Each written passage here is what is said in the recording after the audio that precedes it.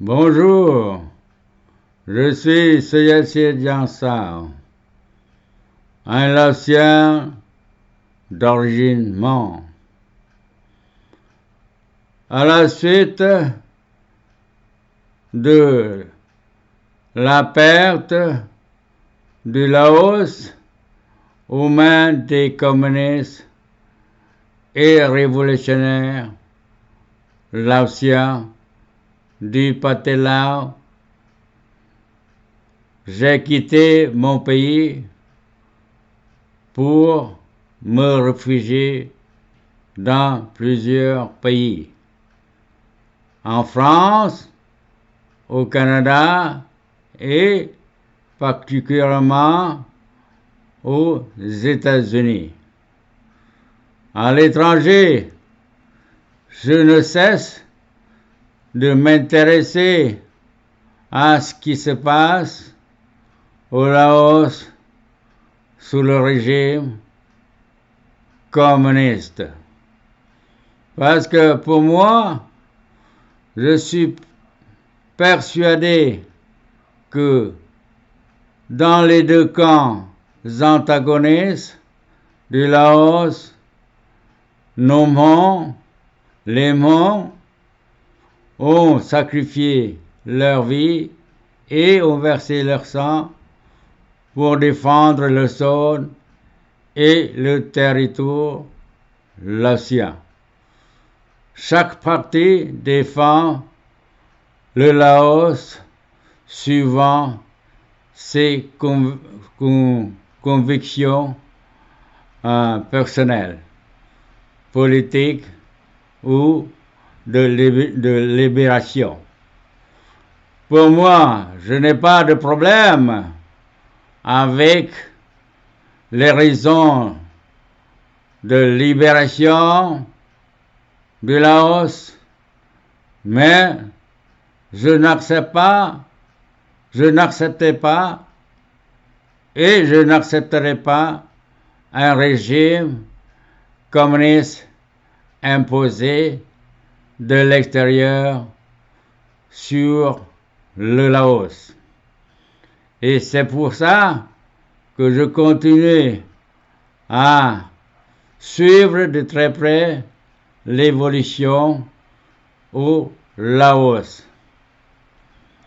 Je dois vous dire également que pendant qu'on négociait pour arriver aux accords de Genève de 62 sur la neutralité du Laos, j'étais un jeune soldat dans les troupes du capitaine Conley, qui était le chef du coup d'État de Vientiane en 62. Et j'étais dans plusieurs postes militaires autour de la plaine des Jarres. Mais j'ai décidé à temps pour retourner faire mes études secondaires à Vientiane, où se trouvaient mes parents depuis 1961. Et c'était au mois de mars 1963 que j'ai rejoint mes parents à Vientiane. Et Vientiane était sous le gouvernement de coalition présidé par le prince Suvarnabhuma. Chaque jour, et presque tous les jours, je dirais, j'allais au centre d'information du ministère de l'Information à Vientiane pour essayer d'améliorer mon français en lisant les journaux de langue française. Dans la salle d'information, on exposait hebdomadairement les nouvelles photos montrant les pertes des vies de population, les pertes ou la destruction des villages et des villes dans les zones de guerre secrète américaine. Bon, je continue à suivre de près ou de loin, malgré mon âge, à la politique laotienne, même quand j'étais un simple élève au lycée de Vientiane. Maintenant, je vais vous parler des contacts avec mes anciens camarades étudiants là au Canada, à Vientiane. Tout d'abord, malgré mes luttes contre le régime de Vientiane, même quand j'étais en France, où j'allais souvent dans des réunions pour accueillir les réfugiés indochinois, et c'était des réunions organisées par la France, terre d'asile. Je ne cessais de réclamer une assistance spéciale au monde qui était réfugié, à peu près 40 000 personnes en Thaïlande. Okay? Et également, je suivais avec les Laotiens qui étaient des anciens fonctionnaires de Laos sur les luttes que beaucoup de monde à l'étranger organisait pour essayer de renverser le nouveau régime de Vientiane. J'étais même à l'ambassade du Canada pour essayer de voir si le Canada pouvait, en quelque sorte, aider à l'aspiration de retourner au Laos par des réfugiés laotiens. Aux États-Unis, j'engageais quelque temps dans la lutte contre le régime de Vientiane. J'étais à Sacramento, capitale de la Californie. Je me suis joint à l'organisation présidée par Saint Chidalai, et dans cette organisation, il y avait Pete, comment dirais-je déjà, Bois Pete, ok, Signavon, qui était l'ancien directeur de l'information au ministère de l'information de Laos à Vientiane pendant plusieurs années. Presque tous les jours, on se réunissait pour savoir quels seraient les moyens qu'on pourrait employer pour essayer d'avoir un grand nombre de participants à notre cause de lutter contre le régime de Vientiane. À Sacramento, j'ai retrouvé le camarade Somnuk qui a été 5 ans dans un camp de rééducation à Samnua et il est réfugié maintenant aux États-Unis à Sacramento dans la Californie. Somnuk était particulièrement mécontent suite à sa rééducation qui le punissait beaucoup plus que d'autres choses. Alors, lui aussi, il l'organisait comme il voulait et comme il entendait ce qui devrait être pour essayer de renverser.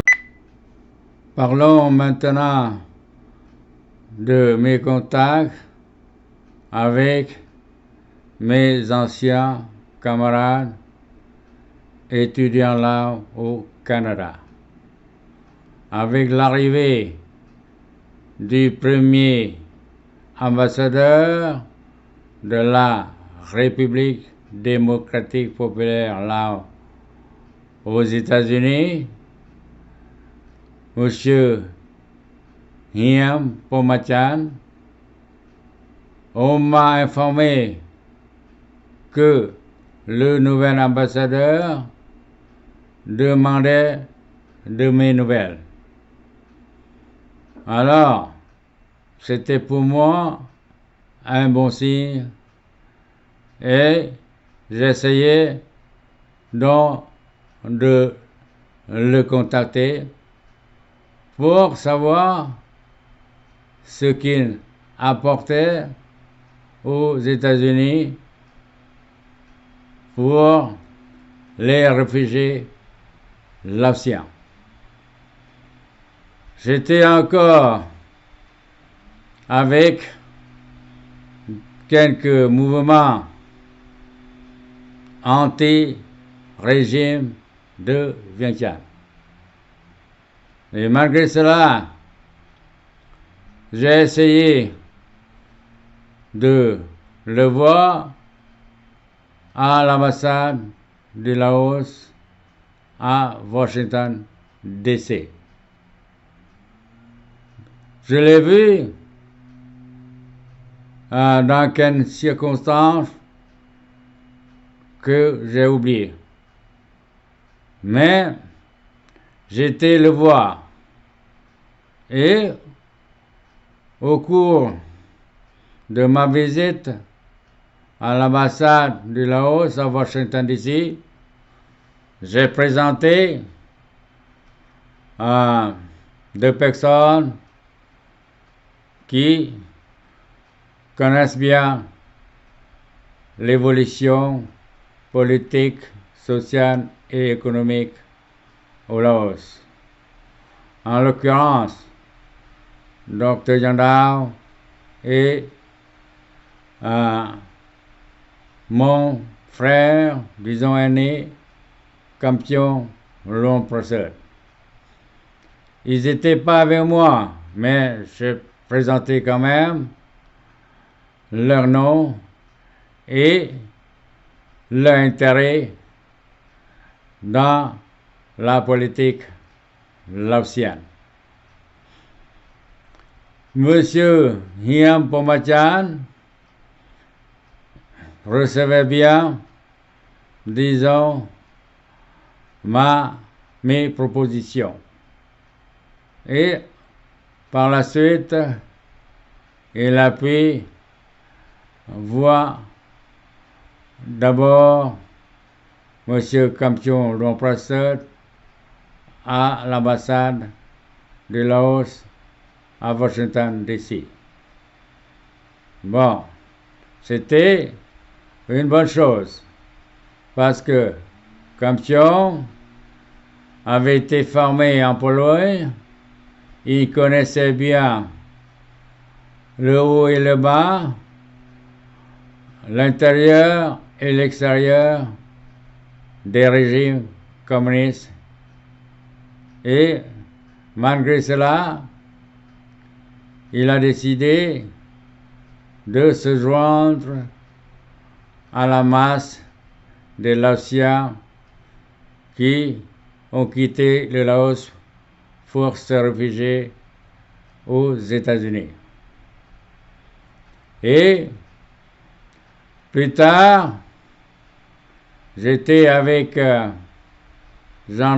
Yandao, pour voir l'ambassadeur du Laos à Washington, D.C. C'était une ambiance, disons, entre amis.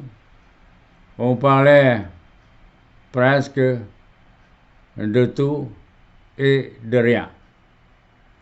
Voilà les deux personnes qui allaient avoir certaines influences sur l'ambassadeur, le premier ambassadeur de Laos aux États-Unis. Avec Yam Pomachan, qui me supportait fortement pour un poste que mon ami personnel, Palami Pomatansi, directeur général des postes et télécommunications à Vientiane, pour une position de développement de cours au centre de formation des postes et télécoms dans la capitale laotienne. Hiam Pomachan a fait des démarches pour supporter ma candidature afin d'être, disons, reçu par le gouvernement de Vientiane. Monsieur Hiam Pomachan, qui serait plus tard ministre des Postes et Télécommunications et qui proposerait deux postes comme conseiller, un poste pour mon ami Palami Pomatansi, qui connaissait bien les télécommunications là, et également pour moi comme un consultant, disons, venant des États-Unis. Mais c'était pas une proposition acceptée par son comité ministériel, composé des directeurs des départements, de ses vice-ministres et de lui-même. Voilà ce qui fonctionne dans un ministère laotien. Le ministre ne pouvait pas avoir tout le droit de choisir qui que ce soit pour assister dans ses fonctions.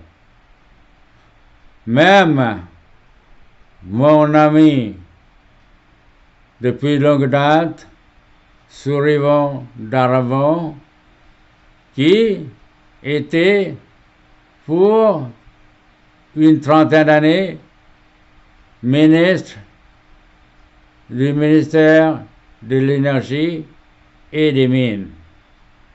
Il m'a jamais proposé quoi que ce soit pour assister dans l'énergie hydroélectrique parce que je suis un diplômé comme Surivon de l'École polytechnique de Montréal. Je suis diplômé ingénieur électrique. Il y a une fois seulement que Surivon a dit à ses un directeur qu'il m'aiderait pour mon séjour à Vientiane si l'assistant étranger pouvait m'offrir un salaire étranger si j'étais accepté dans une position que IT dans le ministère. C'est tout ce que Sullivan pouvait faire pour moi. Mais j'ai discuté plusieurs fois avec lui comment fonctionnait son ministère et comment est-ce que les centres électriques du Laos étaient financés par le gouvernement là. Il m'a dit que tout revenu reçu pour l'électricité du Laos était réinvesti dans les nouvelles centrales d'électricité au Laos.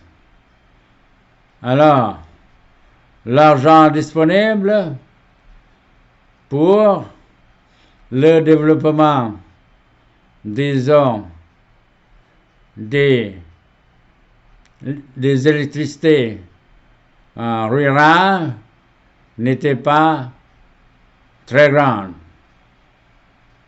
Exemple, pour l'électrification de la ville de Siankoua, de l'ancien capitale point du Laos, il fallait au moins 25 millions de dollars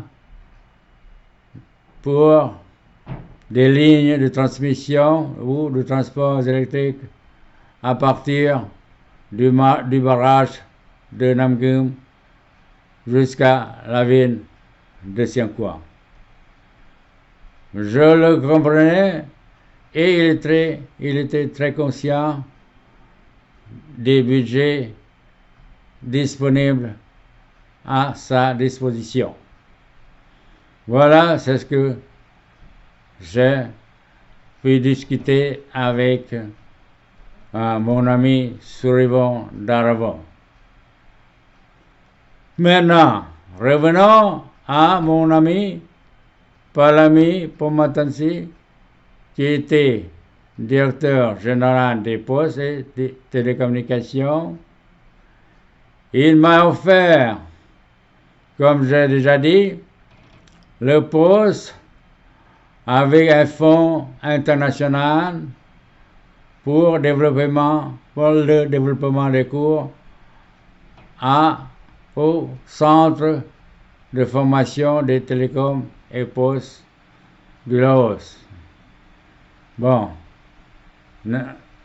il a eu une approbation directe ou sans compétition de monsieur Canvano, qui était le représentant de l'UIT avec siège social en Indonésie. C'était très bien entre camarades et entre amis depuis nos études au Canada. J'ai donc accepté ce poste de développement de cours pour un contrat d'1 an. D'ailleurs, c'était un poste pour 1 an seulement, parce que 4 ans auparavant était occupé par un expert de la Russie, un Russian expert, dirais-je. Alors, Je suis rentré au Laos au mois de juin 1994 et je travaillais comme développeur de cours pour les postes et télécoms jusqu'au mois de juin 1996. Est-ce que j'ai bien dit? Pour un an, juin 1995 jusqu'au mois de juin 1996. Bon, après mon contrat aux télécommunications, je suis retourné en Amérique. Mais je ne cessais de contacter ou bien de garder les contacts avec les autorités laotiennes. En particulier avec le ministre des Affaires étrangères en la personne de son Excellence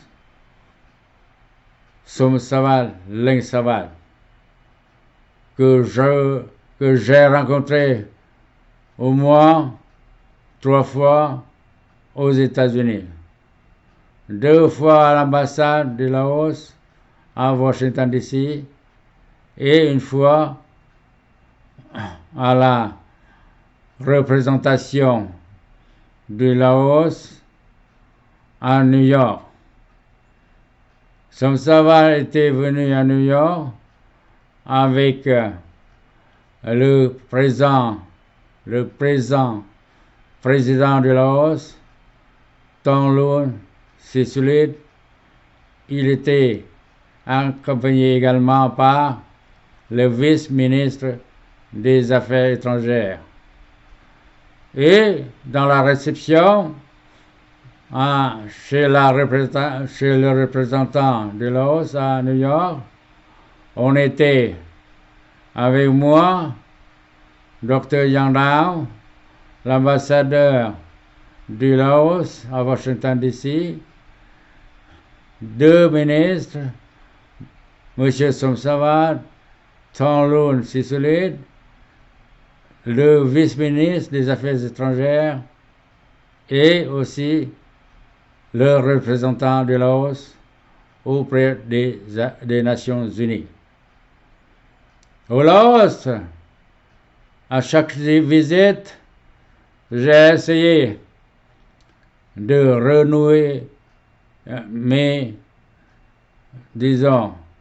amitiés avec les anciens étudiants de Laos, dont certains occupaient des postes de directeurs généraux, de directeur général des sociétés nationales du Laos.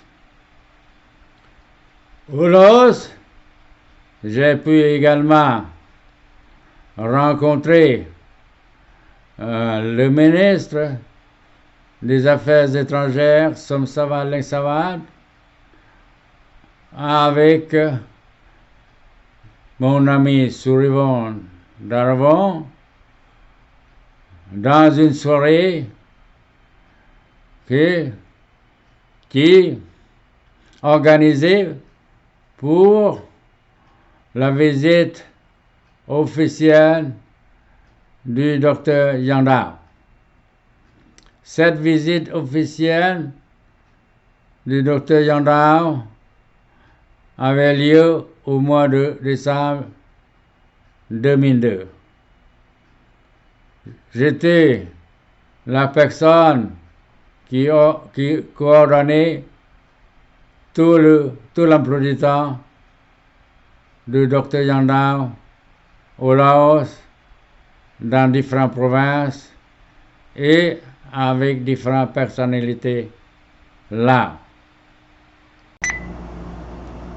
Bon, dans mes relations avec certains responsables politiques du pays ainsi qu'avec certains technocrates de la République démocratique populaire Laos.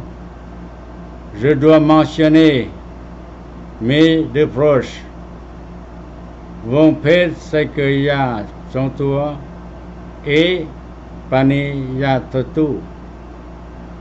Vompet Sekeya Chontua était un fils de mon cousin germain paternel.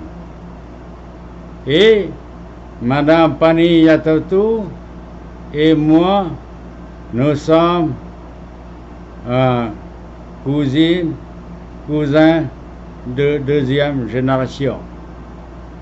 Étant donné que mon père et le père de Pani étaient cousins germains.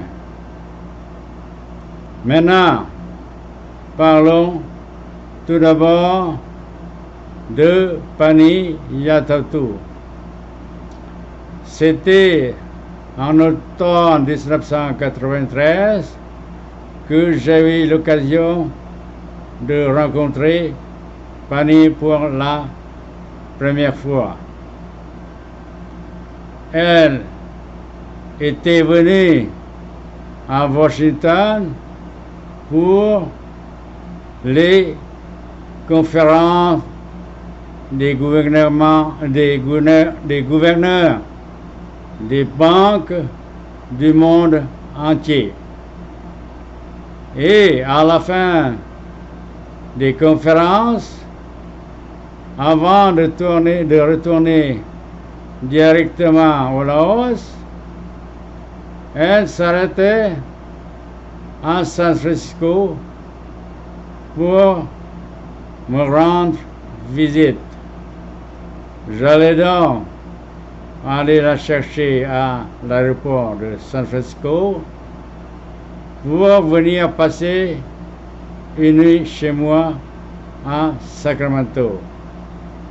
On organisait une petite réception pour Pani à laquelle ont participé quelques cousins et quelques amis proches.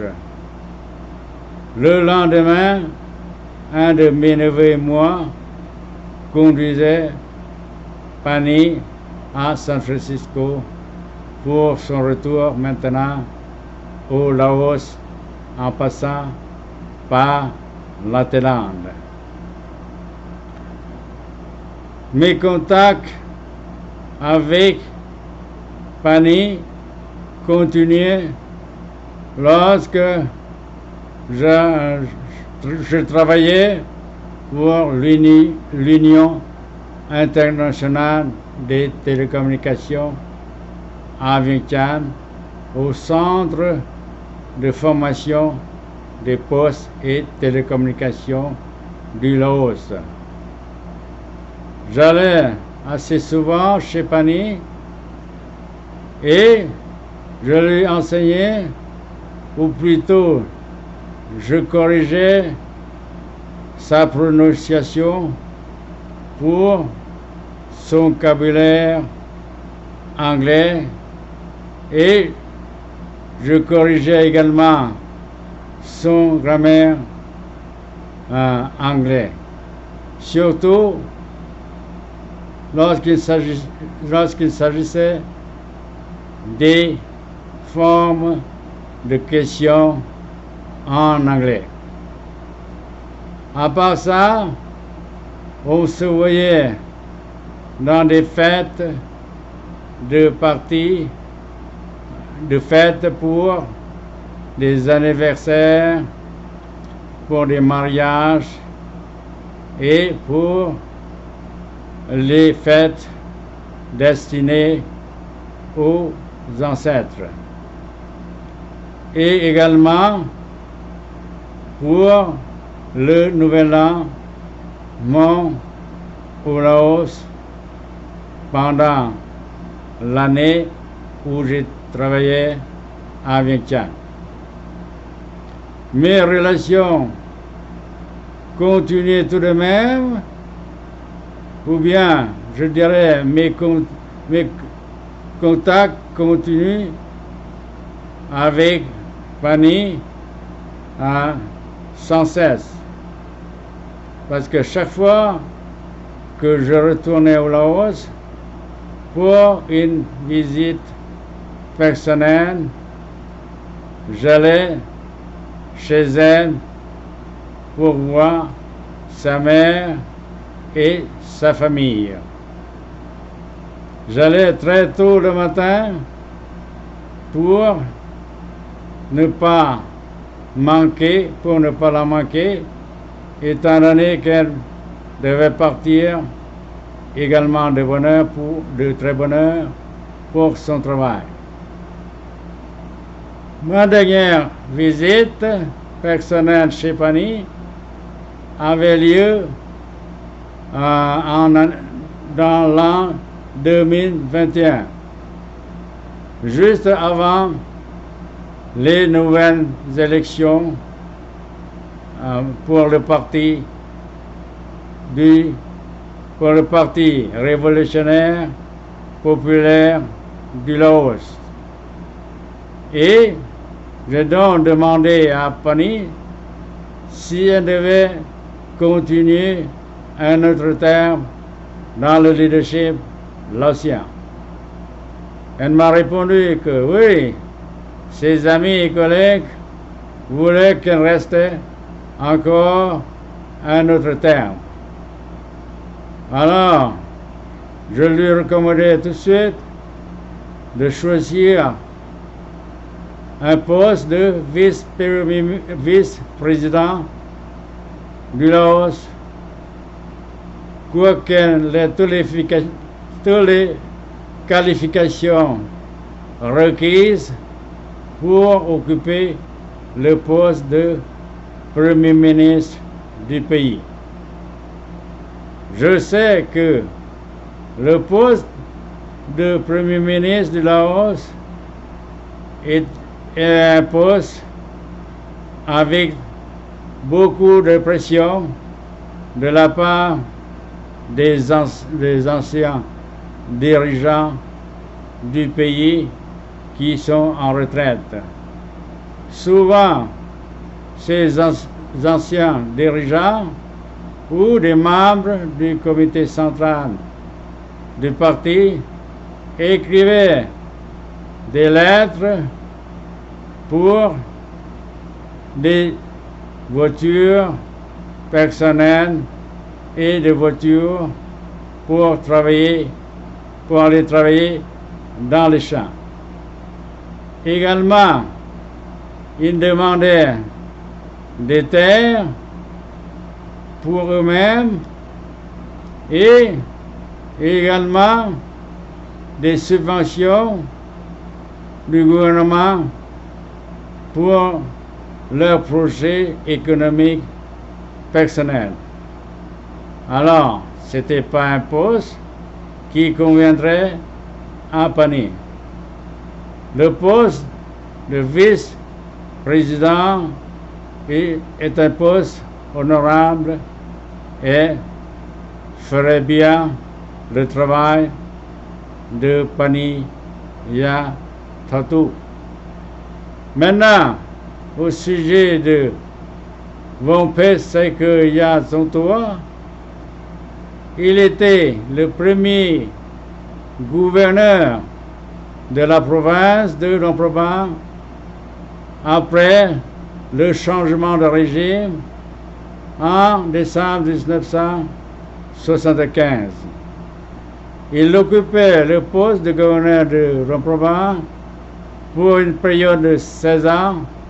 Ensuite, on lui demandait de descendre à Vientiane pour des postes dans le gouvernement ou des postes spéciaux dans le parti, comme dans l'Assemblée générale et dans l'inspection des affaires du parti. Le poste occupé le plus élevé par mon père était l'inspecteur général du parti. C'était lui qui questionnait les problèmes soumis par les organisations gouvernementales, les organisations telles que les sociétés nationales, les organisations de jeunesse et d'autres organisations qui relèvent du gouvernement du Laos. Wongphet était une fois également un député de la province de Vientiane. Bien qu'il n'ait aucune racine dans la province. Mais vous savez que dans un pays communiste à parti unique, les députés sont déjà désignés à l'avance et sont soumis aux élections générales juste pour entériner leur nomination. C'est pour cette raison que mon père était aussi un député de la province de Vientiane. Après sa retraite, j'aidais mon père dans son projet de plantation d'un fruit qu'il appelait Macao, et c'est un fruit capable d'être transformé en gaz, en pétrole plutôt, comme énergie renouvelable. Depuis quelque temps, ces plantations ont porté fruit. Ils plantaient plus d'une dizaine de milliers d'hectares dans le nord du Laos, en particulier à Luang Prabang, dans sa province, à Senyapuri, à Samnua, et une petite plantation dans la province de Siangkhouang. Également dans la province de Bori Kamsai. Après la mort de Wongphet, ses enfants continuent de planter ou de vendre les fruits déjà mûrs pour le marché chinois, ce qui rapportait des revenus assez élevés pour ces enfants qui n'ont pas de travail comme fonctionnaires du pays. J'en étais content parce que j'aidais Wongphet dans son projet spécial de Macao et j'étais son interprète avec des clients étrangers comme les Japonais. Eh bien, je termine des relations personnelles que j'avais avec mes deux proches, deux personnalités importantes dans le leadership du Parti unique de la République démocratique populaire Laos. Dernière remarque sur mes relations avec les responsables du Laos sous le régime actuel. J'étais assez naïf d'avoir cru que je pourrais contribuer mes connaissances et mes expériences au développement social et économique du Laos. J'allais au moins une dizaine de fois au Laos depuis 1993. Et au cours de ces visites, j'ai tenté d'offrir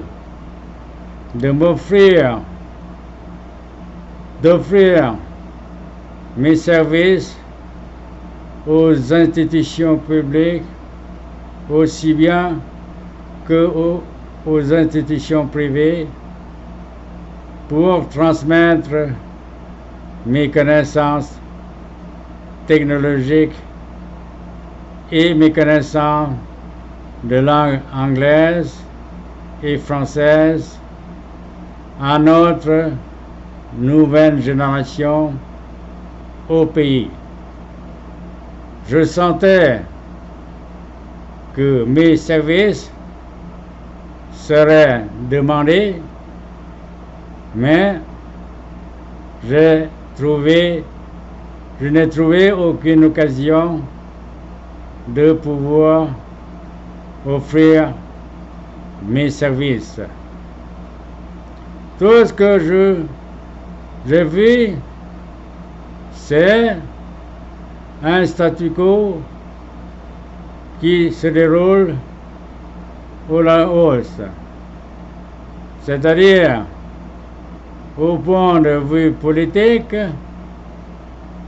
tout simplement les enfants, les grands-enfants des anciens dirigeants ou des dirigeants actuels auront la chance d'être promis, disons, dans le noyau du pouvoir au Laos, c'est-à-dire de devenir un membre du comité central du parti et ensuite de devenir un membre du Politburo qui est, disons, le pouvoir suprême du Laos. Donc, les enfants autres que les cercles du noyau et sont, disons, déjà éliminés à l'avance. Une autre chose à remarquer, c'est que il n'y a pas de politique laotienne pour l'emploi des jeunes sortis des collèges et des universités.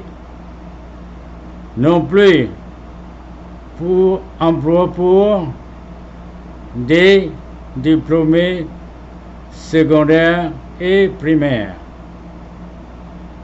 J'ai des neveux et des nièces qui ont fini, disons, une licence, une maîtrise dans les collèges de Vientiane et à l'Université nationale. Ces jeunes gens ne trouvaient aucunement un emploi pour une carrière durable. Et la plupart rentrent chez eux et sont une charge de plus pour leur famille. C'est un phénomène que tout le monde veut voir au Laos. J'ai même, disons, porté plainte dans des réunions avec les responsables politique du Laos qu'il n'y a pas une distribution équitable des ressources naturelles au pays pour les citoyens du Laos. Malgré un GDP de 7 ou de 8% par année, il y a quelques années, c'est-à-dire avant le Covid-19, on parlait d'une augmentation de GDP annuellement. Mais ce GDP est le résultat des investissements étrangers plutôt qu'une croissance économique du pays par les citoyens du Laos. Alors, personne autre que moi n'osait poser cette question à Vientiane, au Premier ministre dans le temps, c'était M. Thongloun Sisoulith. Et avant ça, j'ai aussi posé la question à M. Thongloun Sisoulith, qui était à Washington DC, à l'ambassade du Laos. J'allais, disons, participer à la réception en l'honneur de son Excellence Thongloun Sisoulith, qui était ministre des Affaires étrangères. Dans une réunion avec le ministre, je lui ai dit que les jeunes, surtout les jeunes filles et jeunes femmes du Laos, ont dû aller chercher du travail en Thaïlande comme ménagères et comme des femmes qui vivent avec le corps, c'est-à-dire dans la prostitution de la Thaïlande. Bon, quelle était la réponse du ministre? Il m'a dit que au Laos, il y a du travail, mais les Laotiens ne sont pas intéressés au travail dans les usines appartenant, disons, à des capitaux étrangers. Bon, et depuis ce temps, il n'y a pas de progrès dans le domaine d'emploi pour les jeunes. Alors, même actuellement, il y a des compagnies chinoises dans la plaine de Vientiane. Il n'y a pas tellement, disons, d'offres aux jeunes sortis des collèges et universités. Voilà une constatation déplorable. Et un dernier mot pour finir ces remarques, c'est que actuellement le Laos ne serait pas capable de repayer les dettes encourues pour des projets d'infrastructure et de développement économique au pays. Je peux vous citer, par exemple, les dettes de plus de 6 milliards de dollars pour le chemin de fer Vientiane-Votène, plus de 500 millions de dollars pour le satellite Star pour le Laos des argents investis par les compagnies chinoises dans la construction des barrages pour l'hydroélectrique.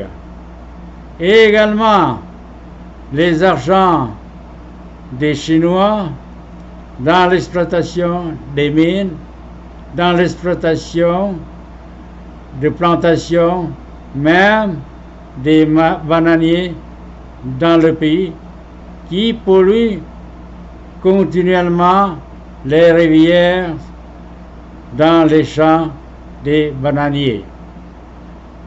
Ces champs de bananiers avaient été, disons, loués par les propriétaires locaux sur place, okay, qui ne sont nullement enregistrés au bureau central, disons, pour des revenus, pour payer des revenus. Voilà ce qui se passe au Laos. Et il ne faut pas oublier en dernier lieu que le développement dans la zone du Triangle d'Or avec le Kings Roman et le développement économique sur les îles, sur les 4 îles de Kong et de Champasak sont aussi des capitaux chinois. Donc, comment est-ce que le Laos va-t-il repayer tous ces argents, investissements, plus intérêts aux Chinois qui détiennent, disons, l'économie actuelle du Laos? C'est ce qui me dérange et c'est ce que je suis concerné par. Je vous remercie de votre attention et j'espère vous revoir dans une prochaine vidéo. Merci bien et au revoir.